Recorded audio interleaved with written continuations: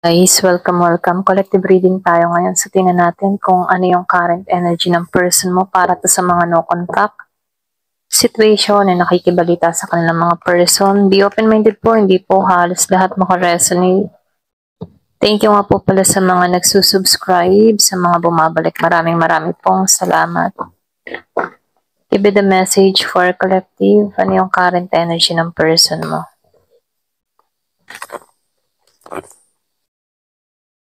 Give me the message for collective. Ano yung current energy ng person mo?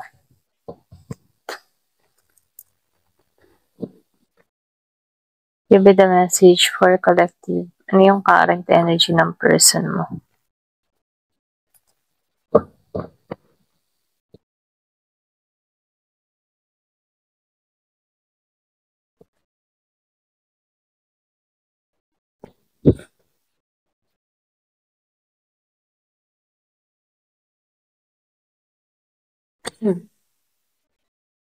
So, lumalabas dito, no, meron akong nakikitang Aries, Leo, Sagittarius,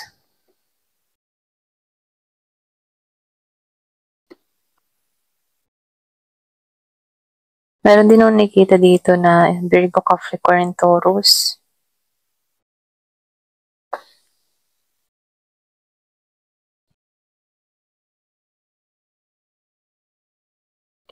Scorpio, Cancer, and Pisces. Lakas yung Gemini, Sagittarius. Ayan. So, halos lahat nandito, kaya lang, mas nangingibabaw dito ang fire sign. Aries, Leo, Sagittarius, okay? So, dito, kayo ngayon, yung energy nyo ngayon or energy ng person mo ngayon, kayong dalawa dito ay may away ng tao na to. Wala kayong kiguan, may konting conflict, pwedeng tampuhan. So, nakikitaan ko dito, andito kayo sa stage na andun pa rin yung galit, okay? Andun yung galit sa isa't isa or pwede rin yung hinanakit, So, nakikitaan ko dito, wala pang pakikipagkasundo na nangyayari sa inyo, okay? So, dito, nakikitaan ko dito, yung iba sa inyo, yung away na nangyari sa inyo, ito yung pakaramdam ng tao mo na malaya siya, okay? Malaya siya sa mga isipin. Kumbaga, nakikitaan ko dito na itong tao mo, yung bang ganun na lang iniisip niya, kaysa ayusin yung inyong away dito, mas pinili niyang, yung bang tipang hatid sa kanya, malaya na ako, bahala siya. Parang ganun Kumbaga, itong tao na to, hindi niya na kinoconsider yung feelings mo dito dahil sa away, dahil namumuo sa kanya dito, ay yung magiging malaya siya, okay? Iba sa inyo, nakikitaan ko dito, yung away ang naging dahilan kung bakit nagkaroon kayo ng separation, or hiwalayan, or pwede rin sabihin kung bakit kayo hindi nag-iimikan dito, So dito, nakikitaan ko dito, pwedeng energy mo rin to, yung parang tipo na malaya na ako sa taong ito, bahala na siya sa buhay niya, okay? So meron akong nakikitang ganong tao, nag-iisip siya dito na yung away na nangyari, buti yung tipo na energy na, buti at nag-away kami dito nang sa ganun nakalaya na ako sa sitwasyon, okay? So, ganun yung energy ng tao na ito. Kumbaga, yung away, gulo na nangyari dito, ito yung paraan niya para makalaya sa mga responsibilidad din dito, okay? So, itong tao na to, nakikitaan ko dito. Ayan, pasensya, may tumawag lang. Okay, sister ulit tayo, So, dito, itong person mo, yung away na nangyari sa inyo, kung kanina man to, pwedeng energy mo rin to, So, lumalabas dito siya nakatagpo ng kalayaan, okay? Yung walang mabigat na responsibilidad. So, nakikitaan ko rin dito, Kasi itong person mo dito, meron akong nakikita dito, arrogante or pwede rin sabihin masakit magsalita, okay? Kumbaga nakikitaan ko dito na confident siya sa kanyang sarili, kahit may mga pagkakamali siyang ginagawa dito, okay? Pero ganun pa man, nakikitaan ko dito, yung iba sa inyo, meron ka ditong tao din na hindi balanse, okay? Hindi siya balanse ngayon pagdating sa kanyang kaperahan. Ayan, so nakikitaan ko dito, hindi siya balanse dito.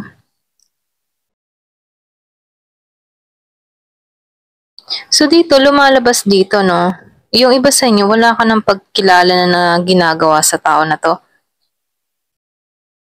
Nakikitaan ko rin dito, Meron ditong hindi naging masaya sa nangyari. Sa umpisa, itong tao mo dito, nagmamatigas siya dito. Yung bang tipo na pakaramdam niya, malaya na siya sa sitwasyon. Pero habang tumatagal na, nararamdaman ng tao na to na hindi siya balanse, hindi siya masaya. Kaya yung sa iba, yung iba sa inyo, no, nagbabalak to. Nagbabalak tong mangumbinsi muli sa'yo. Kasi naramdaman niya dito yung kawalan mo, naramdaman nito yung lungkot, okay? Kasi inalisan mo to. Or pwede na ikaw na lang yung umalis dito dahil dito sinabi mong malaya na ako. Okay, malaya na ako sa'yo. Baga yung away gulo na nangyari sa inyo, ito yung paraan para makalaya ka sa sitwasyon na to. Kasi meron ka ditong tao na pwede rin sabing sawang-sawa ka na, pagod ka na, or pwede rin hindi kayo magkasundo, okay? So, meron nung nakikitang hindi balanse pagdating sa kaperahan, kaya itong tao na ito, hindi siya masaya dito, okay? So, meron nung nakikitang returning dun sa iba. May magbabalik. Meron ditong susuyuin kung kumbisihin ka or pwede rin sabihin na magbabalik loob sa'yo, okay? So, nakikitaan ko rin dito, iba sa inyo nagmamanifesto. Kahit marami kayong mga hindi napagkasunduan dito, no, yung away na nangyari sa inyo, dito lumala yung koneksyon na kung saan nagkaroon kayo dito ng separation, na kung saan itong tao na to, siya din yung hindi naging balanse dito. So, nakikitaan ko dito, no, merong humihiling, merong nagmamanifest, pwedeng hinihiling ka ng tao na to. Hindi to nawawala ng pag-asa dito. Ito rin nakikita ko, no. Kaya lang, meron nung nakikita ditong ayaw mo na tong pagtuunan ng pansin. Hindi mo to kinikilala, hindi mo to, yung matipong dinededma mo na to. Ayaw mong i-focus yung sarili mo sa taong ito, ganun. So, lumalabas dito, no. Ramdam mo rin kasi dito na wala kang pag-angat na nangyayari. Pwede rin sabihin may vision ka sa tao na to na kung mananatili ako dito, nakikita mo na yung sarili mo, okay? Parang natatakot ka para sa sarili mo, sa kahahantungan mo. Kaya mas pinili mo dito na lumayo na lang ng tuluyan dito, okay? Kaya hindi mo to kinikilala rito, okay? Kaya lang dito, no, gusto mo na tong i-release, pero gusto ng tao nito na makipagkasundo sa'yo, okay? Yung iba sa inyo, nagsasawa ka na sa tao nito kasi marami siyang kalukuhang ginagawa sa'yo, okay? Meron nang nakikitang tukso, or pwede rin sabihin meron tong bisyo, or pwede rin sabihin may addiction, okay? So, lumalabas dito, no, yung iba sa inyo, sinusubok kayo dito, no? Pero ganun pa man, yung pagsubok dito, meron pumagitna sa inyo na kung saan ito yung tukso, okay? Kaya dito ramdam mo na wala kang pag-angat. Kasi pwedeng meron kang kadiling na babaero, lalakero, mga ganun, ano, na kung saan nagsasawa ka sa ganung setup. Kaya dito, mas pinipili mo na wag na lang tong pagtuunan ng pansin, okay? Kaya dito, no, the more na nagiging kang malayo sa tao na to, the more na nalulungkot itong tao na to at gusto kanyang makuha muli dito. Ayan, so nakikita ko dito natauhan or pwede rin sabihin nagsisi or pwede rin sabihin dito niya na-realize niya pagkakamali niya na kung saan dito before siya yung maego, siya yung mataas ang pride, siya yung nananatili, okay? Pero nakikitaan ko dito, hindi siya balanse. Okay, ngayon niya naramdaman na hindi siya balanse. Dahil sa mga kinikilos niya rin dito. Ayan. Ito lang nakikita ko, no? Kaya gusto niya itong makapagkasundo, gusto kanya suyuin, gusto kanyang ganun. Okay, kumaga gusto kanyang makuha muli, mga ganun, ano? Kaya lang dito, nakikitaan ko dito, yung iba sa inyo, wala ka ng pagkilala na ginagawa dito. Talagang andun yung paninindigan mo sa sarili mo na ayoko na. Pagod na ako sa'yo, ganon. Okay? Give it the message. Gusto magbalik pero wala nang babalikan. Ganon, alam mo yung ganon? So, nakikitaan ko dito, ganon yung energy mo. Magbalik ka man, wala ka nang babalikan. Okay? Ayan, start ulit tayo din yan no, sa card na to. Kung ano pa yung mensahe. Excuse me po. So, dito, no, nawala na yung intimacy mo sa tao na to. Kumbaga, yung bonding, ano. Kasi dito, gusto ng tao nito na makipagkasundo sa'yo dito, kaya lang nawawalan ka na ng gana, wala ka ng passion, wala ka ng interest. Kahit yung intimacy or wala ka ng nararamdaman, okay, na passion sa tao na to, ayan.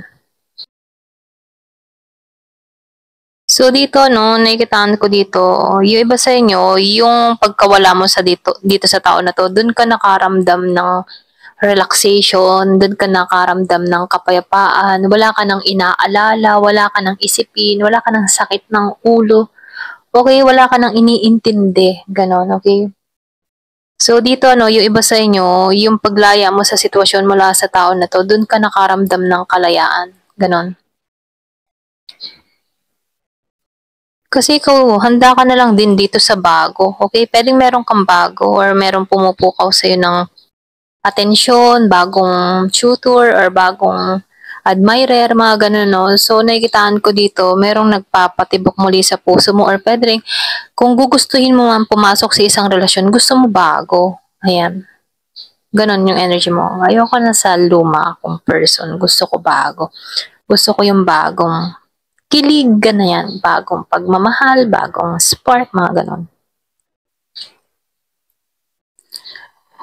So, nakikitaan ko dito, no, para bang ano, yung bang tipo na meron ka ditong person na ayaw niya nang mawala ka dito, no. So, dito, no, nakikitaan ko dito, merong ghosting na nangyari sa inyo or pwede rin sabihin na itong tao nito hindi makawala sa alaala mo, okay? Kumbaga, hindi siya makawala dito, ganon. Yung iba naman sa inyo, nangingibabaw pa rin ang ego nito, okay? Hindi niya pinagsisisihan or pwede rin ikaw, hindi mo to pinagsisisihan itong mga nangyaring ito kung bakit kayo nagkalayo ng tao na to. Hindi ka nagsisisi, yan, pasensya no, hindi ka nagsisisi dito, okay? Kumbaga, nagpapasalamat ka pa nga kaya nilayo ka sa tao na to, ganon. Merong ganong tao dito. Nagpapasalamat siya at nilayo siya sa taong ito, okay? Na nagbigay ng pasakit or sakit ng ulo sa kanya dito, ganon. So, yung iba sa inyo, no? Itong person mo kapag malungkot, mahilig tong makipag one night stand or pwede rin sabihin, dito niya pinapawi yung kalungkutan niya, no? Kapag may nakakausap siya, mahilig to sa mga fling-fling or pwede rin chat-chat, tapos magtatagpo sa may nagaganap, ganon. Kaya dito, ikaw, kahit ba gusto nitong bumalik or meron tong mensahe sa'yo, hindi mo to binabasa. Okay, hindi mo to kinikibo. Kahit may mga message tong tao na to, hindi mo to pinipick up. Ayaw mo siyang sagutin. Hindi mo siya sinisin, ganon. Kumbaga, pwedeng iba sa inyo pag nag-message to, delete agad, okay? Para wala na agad usap-usap, walang isipin, mga ganon. Yung iba sa inyo. So, nakikitaan ko dito, no? Yung iba sa inyo, single parent ka, meron kang hinihiling, pwedeng nagmamanifest ka dito para sa pagbabago, para sa pamilya mo, para sa inyong dalawa ng anak mo, mga ganun ano. So, nakikitaan ko dito, alam mo yung responsibilidad mo, kaya nakatuong ka na lamang dito para sa anak mo, okay? So, nakikitaan ko dito, no, yung iba sa inyo, ang nasa sa isip mo, wala kang matibay na pundasyon dito sa kadiling mo. Okay? Hindi mo matagpuan yung responsibilidad na hinahanap mo sa tao na to. Kaya dito, mas pinili mong maging mag-isa. Okay? So, mas pinili mo dito na mag-isa.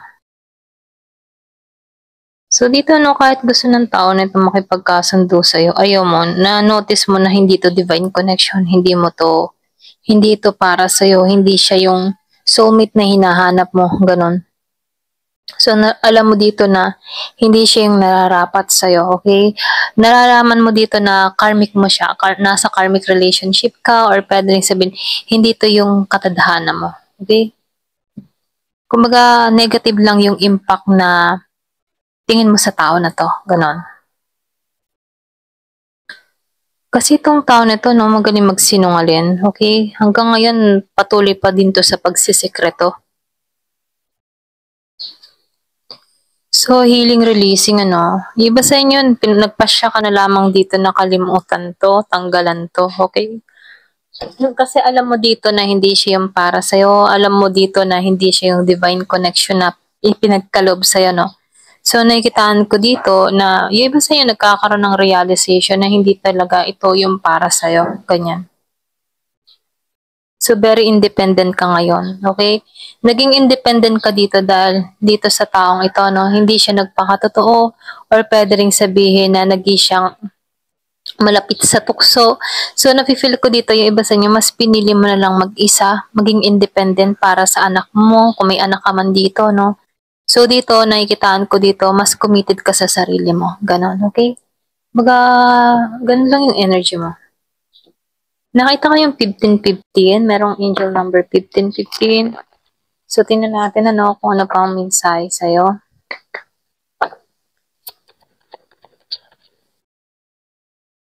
Masculine energy. So, nafe-feel ko dito, merong parating. Yung kanina nakita natin sa unang card, ano, merong parating. So, matatagpuan mo dito yung nararapat sa'yo. So, nahiltakan ko dito yung iba sa inyo, nasa masculine energy ka, no?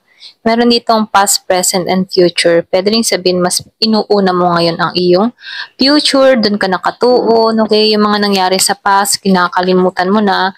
Dito ka ngayon sa present moment mo, okay? Alam mo yung ginagawa mo, at alam mo na kung ano yung gusto mo mangyari, okay? Yung iba sa inyo, nag-self-love ka, minamahal mo na yung sarili mo, inuuna mo na ditong mahalin yung sarili mo, dun ka nag-i-start. So, nakikita ko dito, hindi ka nagkakamali sa mga pagpapasya mo, no? Ayaw mo na muling magpalinlang, ganyan. Nakapokus ka sa pagbabago. Talagang nasa healing energy ka, okay? So, meron dito naghihilom sa mga nangyari, sa mga nakaraan.